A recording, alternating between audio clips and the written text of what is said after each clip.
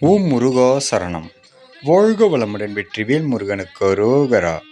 இன்றைய நாள் இனிய நாளாக அமைய எல்லாம் வல்ல அப்பன் முருகனின் அருள் எல்லோருக்கும் கிடைக்கப் பெறுக.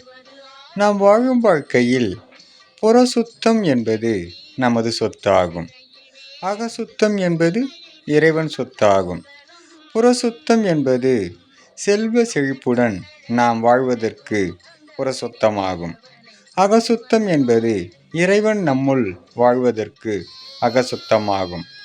இரண்டையும் சுத்தமாக வைத்தவர்கள் அருளுடன் பொருளுடன் சிறப்பான வாழ்வை இங்கு வாழ்கிறார்கள் இவ்வுலகில் என்று ஆன்மீக தகவலும் ஆன்மீக புராணங்களும் மக்களுக்கு சொல்லுகின்றன.